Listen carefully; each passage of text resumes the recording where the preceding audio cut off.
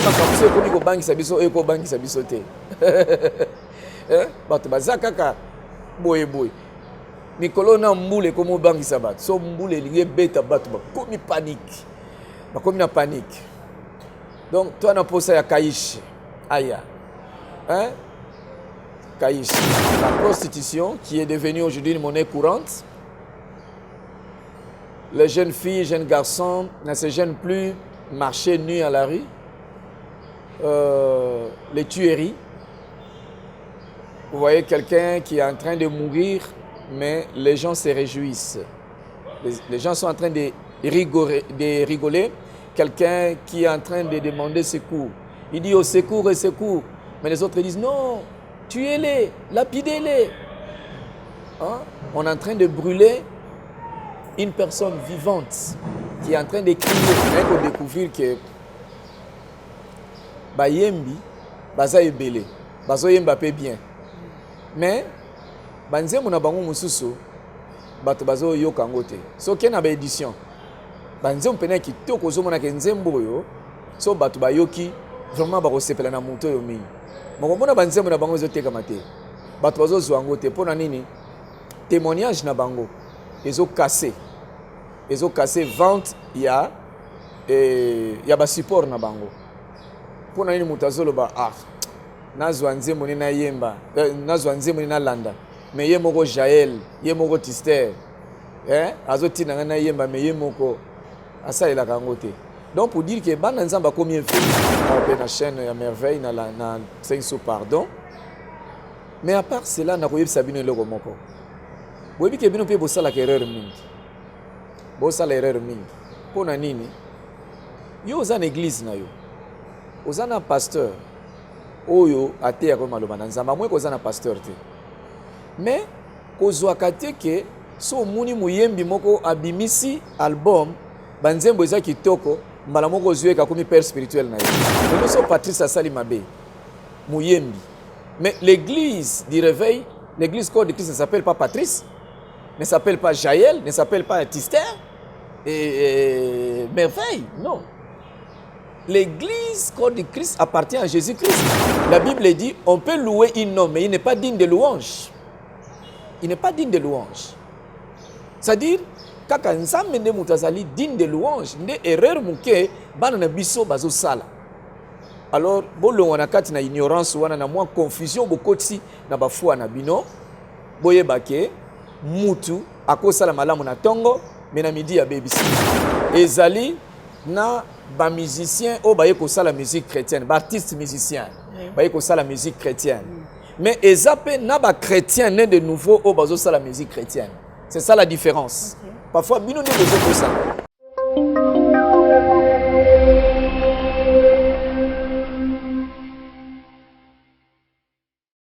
Chaleureuses salutations, chers internautes. Notre joie est débordante de savoir que vous êtes là encore nombreux en cette semaine pour suivre ce nouveau numéro où nous recevons le pasteur Patrice, connu au nom de frère Patrice que je salue.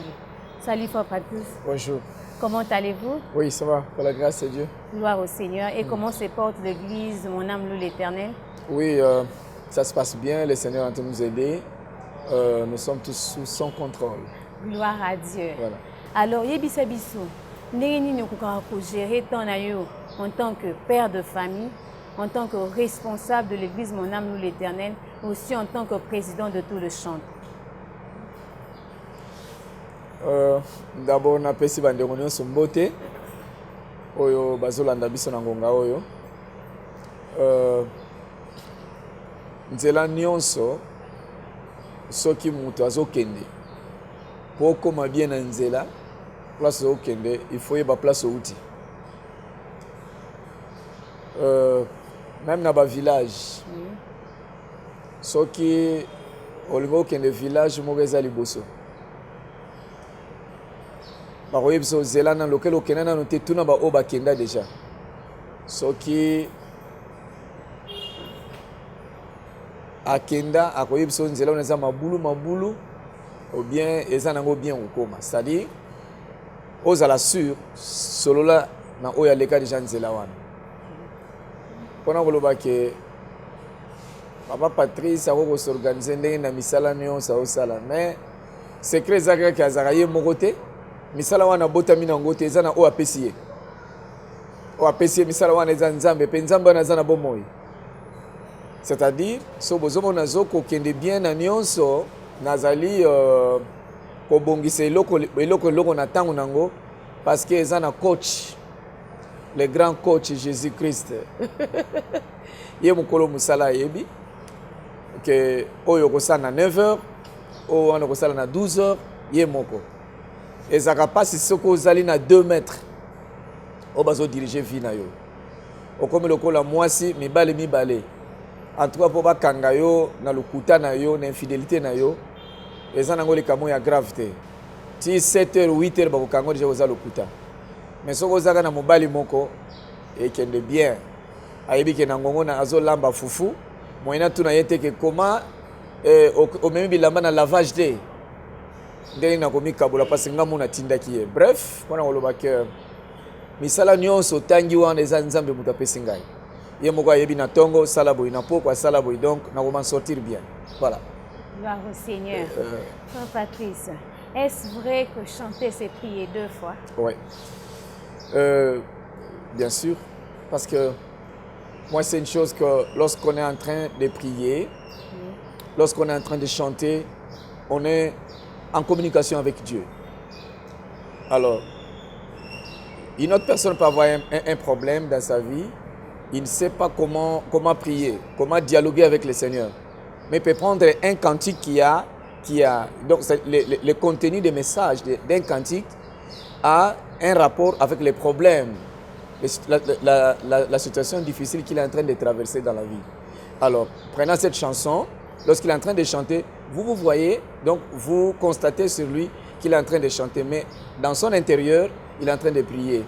Donc, il prend les messages de ces cantiques, il les met dans ses problèmes et ça devient une chanson. Donc, c'est par là on pouvait dire que prier et chanter, c'est aussi prier 2 fois. Chanter, c'est prier 2 fois. Ouais. Frère Patrice, ils ont dit sur le marché de la musique. Au talibou, vraiment, ils ont respecté code, ils ont respecté normeté, ils ont respecté déontologie. Sur l'année, on peut bien, ils ont édifié en rien alors, il n'y a pas une comité organisatrice mise en place pour la suivi à Banzembo avant les Kafonzebo ils allaient checker. Comité m'ont mis en place exact. Bon, gloire à Dieu. C'est-à-dire, d'abord, il y a l'État. Il y a l'autorité. Bazakana, structure moko et censure les alliés. Oyo, bazo censurer et banzembo les alliés. Maintenant, dans le contexte au lobby, il y a une chanson chrétienne. Wanape, biso na biso déjà. Tozwaka temps ya koyebisa mutu soki na yoki nzembo kobenga yaka nzembo yembi eza bongo te bibliquement eza boye te omone pe mutu ayoki mais et comme parfois moi retard moke s'il arrivait que nzembo si ebimaki déjà ya mibale eza nini tozaka penda na souci ya likambo na te mpona nini po bana nzambe mingi oyo basambelaka na esprit en vérité jamais bako koma cible ya enseignement moko ya mabe. Moi personnellement naza d'abord président ya musicien chrétien ya mboka na biso na parcours na ngai tina osala musala na ngai na ko découvrir que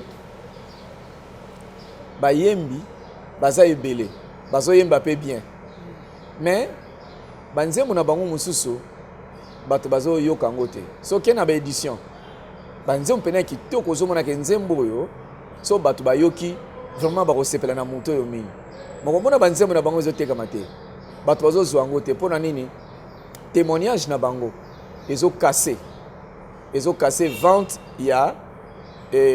ya basupport na bango mpona nini moto azoloba nazwa nzembo nini nayemba nazwa nzembo nini nalanda mais ye moko Jaël, ye moko Tister, azotina nga na yemba mais ye moko asalela kango te. Donc pour dire que bana nzamba combien veillé. koloba mbala moko to pekisa te œuvre d'esprit pour na ko pekisa ngo ezana mwa ba norme nango esengeli ko respecter mais yeba ke bato yo zo pesa biloko wana soki baza vraiment baza na connaissance ya makambo yo zo yemba ata lelo balandi lobi ba kobwaka ngo lelo lobi balandi yango mais lobi soki bakomi averti ke likambo bozolanda wana eza yango te bakolanda yango te obi eza na eloko moko par exemple na baeglise nalobaki yango mingi sikoyo ekwei balanda yango sute net bakri mosusu de Timothée louele eza na sens moko te bibliquement eza na place moko te zomon ya na place moko te koloba ke non bon po banze mosusu moyena lobango oyo ezali te. Bref, pour dire que bana nzamba combien veiller même les lois to kosi bango lobi ba koyeba ke message motaza ko pesa za yango te alors ba zapper yango ba komi na mususu voilà. Gloire à Dieu. Frère Patrice, il y a une question bouillonnante. Que faire pour avoir un bon témoignage? Wow. Ça c'est vraiment la plus grande préoccupation d'un serviteur de Dieu, qu'il soit chantre ou pasteur.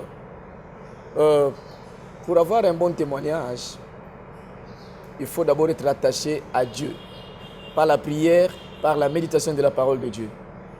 Parce que, j'ai toujours dit, il y a deux armes importantes qu'un serviteur de Dieu ne peut pas éviter dans sa vie. C'est d'abord sa communion parfaite avec le Seigneur et deuxièmement, les témoignages. Avoir un bon témoignage, c'est comme avoir un mauvais témoignage, c'est faire un effort, c'est rapprocher à quelqu'un qui a un mauvais témoignage. Automatiquement, toi aussi, tu auras un mauvais témoignage. Par contre, si tu es attaché à quelqu'un qui a un bon témoignage, tu le seras aussi. Chez nous, les enfants de Dieu, serviteurs de Dieu, quand est-ce que nous pouvons avoir un bon témoignage? Lorsque nous nous accrochons à la parole de Dieu. Parce que la parole de Dieu, la Bible dit, sa parole est venue pour corriger et instruire. Dès que au moment où tu es corrigé, tu es instruit, tu auras un bon témoignage. Voilà. Wow, Seigneur. Pasteur Patrice, tout sur la moukié, na nzembo ezemba mamikolo eza sur le marché depuis le 7 mars. Kaishi. Et là qui signe Kaishi, ils ont un connu. Quel est le message clé caché derrière Kaishi? Kaishi, ezali révélation, eza message nzamba pesingai. Nazo yemba ezali kosenga intervention rapide ya nzambe. Pona situation ndenge ezokende na mukili. Et nazo kebisa bana na nzambe ke photo ça l'attention mingi na 2020. 2020 eza na basini moko au diable eza na ange moko noir. Ange moko ya ténèbres oya ko secouer mukili. Makambo ndenge ezokende je crois oyo azali na Saint-Esprit azomona ke makambo ezokende eza bien te surtout pona ba oyo bakota ndako ya nzambe te bao basambelaka te mais bao basambelaka bazobanga te avec mopepe koya metoko sauter yango. Alors Kaishi ya nzembo moko nazoloba Yesu yaka c'est-à-dire nazosenga intervention rapide ya nzambe akita po makambo mingi ezokendele te otala gauche otala droite moyen te na makambo so ekomi kobangisa biso ekobangisa biso te bato baza kaka boye mikolo na mbule komo bangisa bato so mbule elingi beta bato bakomi na panique donc toi na posa ya Kaishi aya Kaishi na libala na ngai Kaishi na classe ya bana Kaishi na kotambola na ngai Kaishi. Donc nous avons besoin de l'intervention de Dieu na vie na biso mobile. Kaishi, l'intervention de Dieu. Oui. Partout Kaishi. Pasteur Patrice, pouvez-vous nous énumérer quelques signes de temps de la fin où le chrétien doit faire très attention? Ouais, quelques signes, je pouvais parler de la désobéissance. Il y a manque de respect, rancune, conflit sans raison, sans cause, la prostitution qui est devenue aujourd'hui une monnaie courante. Les jeunes filles, jeunes garçons ne se gênent plus marcher nus à la rue. Les tueries. Vous voyez quelqu'un qui est en train de mourir, mais les gens se réjouissent. Les gens sont en train de rigoler. Quelqu'un qui est en train de demander secours. Il dit au secours et secours. Mais les autres disent non, tuez-les, lapidez-les. Hein? On est en train de brûler une personne vivante qui est en train de crier. Vraiment, je souhaiterais me limiter qu'il est là. Sinon, on risque de dévoiler d'autres choses. Que certaines vont se dire, bon, il a parlé de moi, il a parlé de nous. Mais je crois que tout est devenu visible parmi les signes que le Seigneur nous a promis, que vous verrez dans le dernier temps, il y aura ceci, cela. On les voit jusqu'à présent. Jésus-Christ revient bientôt. Oui. Il y a déjà des signes palpables. Pasteur Patrice, pour nous chiter émission en tant que président et chantre et en tant que pasteur responsable de ZAM, pasteur, au début situation nous sommes désolés cannabis, ni pasteur et belé se compromettre. Et ça même chrétien belé bati ko sambe la rétrogradé pour nous mona pasteur Royo a sauté biso mrambo ya revivre te. Pasteur a posé tel acte où il gagne ici dans mon kil mobimba. Ba grosse erreur, ba bêtise. Alors en tant que pasteur, un mot de la fin pour na ba chrétien ni osoana o ba bungi o ba perdre même kondima na bango. O ba zongi sima, ba zongi na mokili. O ba zaki déjà fermé na nzambe. Mon nini oyo ko adresser na bango, mot d'édification. Merci. Na koloba ba yembi pe ba pasteur. Eza question mo na kansi ma sœur Merveille. Tango aza koloba aloba ngona motema pasi penza na zomona elongi na ye. Biso no sto na pasi na makambo. Ezoleka parce que biso nde to bandi musala nzambe ti lelo to banda boité. To banda boité et puis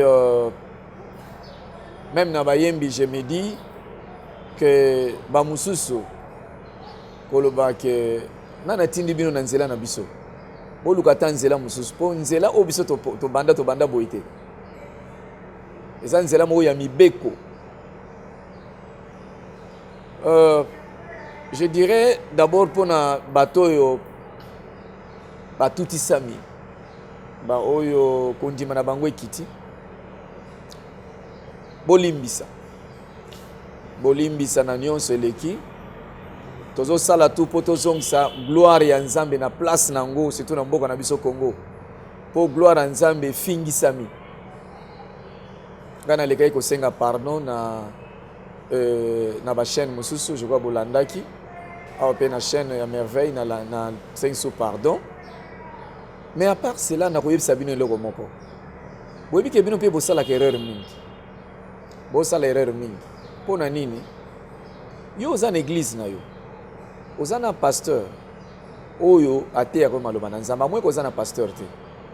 Mais kozwaka te ke so muni muyembi moko abimisi album banzembo eza kitoko mbala moko ozweka komi père spirituel na yo. Non? Ye azali muto yo nzamba utiliser na moment wana. Mais aza père spirituel na wote. Toi tu as ton église. Et si ka o wapi pasteur no azote yo maloba na nzambe. Donc mutu wana zaka kanete canal messager ka batindi ayembi nzembo ozwi. Yango no mona ekomela bino kozwa ba décision lokola asali boy na bano sambela susu te. Est-ce que ye muta yambisa ka Yesu? Est-ce que yende muta zaka père spirituel na yo? Parce que ton père spirituel azali na quatre église, il continue à œuvrer pour Dieu. Maintenant yo oboyi ko kende église pour na muyembi tel, est-ce que ça père spirituel na yo? Non. Parce qu'il faut yeba ke na kati na musala oyo biso tozali. Biso ba papa na bino tozali. Parce que dernièrement na sala ki réunion na ba musicien chrétien, nepsa bango que ne pensez pas que ceux qui AMCC, Association de musiciens chrétiens Zali, ou bien so Patrice Naza o Nazali, AMCC et comité na niveau Ezalelo, Association de musiciens chrétiens, qui est pour Patrice Aza président il y a un mission chrétien. Non, ce n'est pas ça. Dès que pour Patrice Aza président, il y a un AMCC comme niveau Israël. Mais non. Parce que d'abord, je suis parmi les anciens.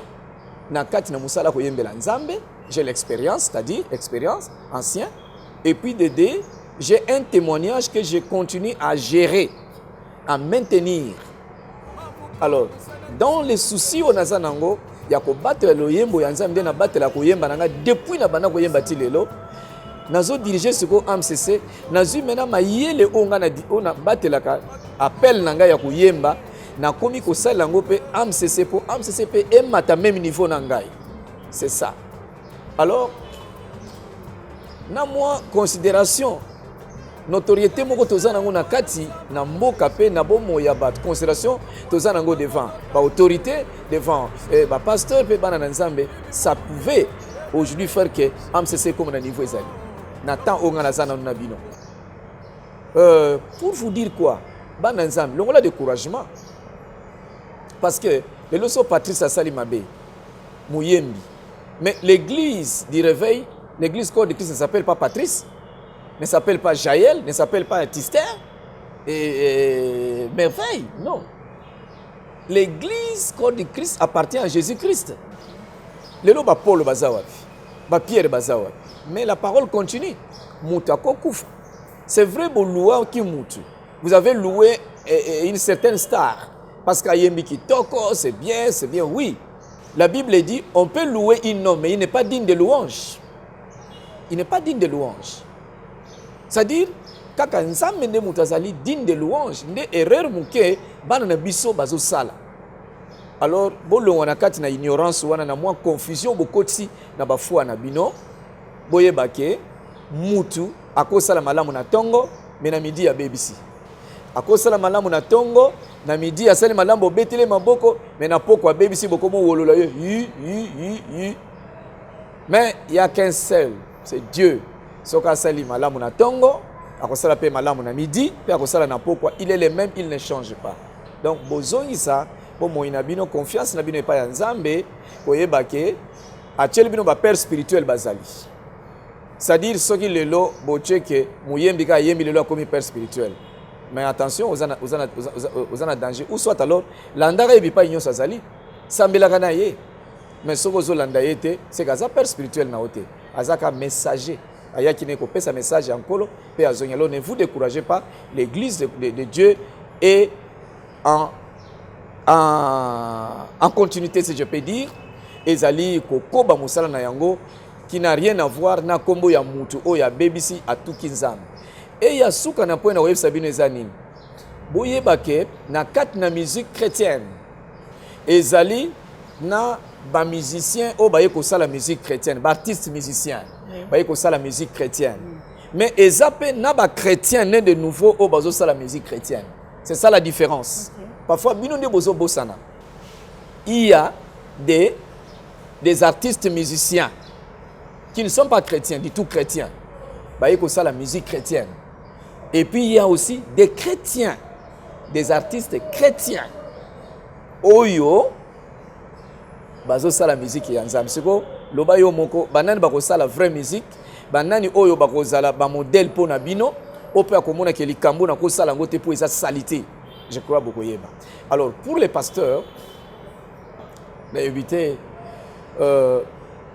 n'andimite qu'un pasteur ya solo akoko se compromettre na message oyo azote atei mususu azosala makambo mususu. Donc wana je crois ça ba faux pasteur au Bible lobby. Parfois merveille boye ba te que Bible lobby ba faux pasteur pe bozali. Siko awa yo question na yo souci na yo eza pona ba vrai pasteur to ba faux pasteur. Po ba faux pasteur bazali na Jérémie bazali. Je crois na Jérémie chapitre 21 bolimisation na bosani so tele na 4 kuna komona. Ba faux pasteur ils existent bazali. Alors sozo le ba faux pasteur wana na yebso longola souci wana. Parce qu'un faux pasteur a coupé ça jamais, exemple il y a bien, a coupé ça jamais maté il y a bien. Mais un vrai pasteur, waouh, kuna somo. Poso longwa penene zalité, il faut yoka yeka. Voilà, merci. Avant de pouvoir nous séparer, le pasteur Patrice, c'est qui un père spirituel? Un père spirituel, c'est quelqu'un, c'est une personne que Dieu a utilisée pour ta conversion. C'est lui qui t'a fait voir les chemins du Seigneur, la voie de Dieu, te fait voir que tu peux tout avoir, tout posséder dans ce monde, mais si tu n'as pas Jésus, tu iras en enfer. Donc cette personne-là qui t'a donné le goût de suivre le Seigneur, je crois que c'est lui, la personne que vous pouvez appeler, entre guillemets, Père spirituel. Voilà. Gloire au Seigneur. Nous bénissons le Seigneur pour ce qu'a été cette mission. Nous sommes arrivés à la fin. Merci de nous avoir suivis. Et nous disons un grand merci au pasteur Patrice d'avoir répondu à notre invitation. C'est moi qui te remercie. Gloire au Seigneur. Merci beaucoup. Nous nous retrouvons au prochain numéro si le Seigneur Jésus-Christ tarde de revenir. Au revoir.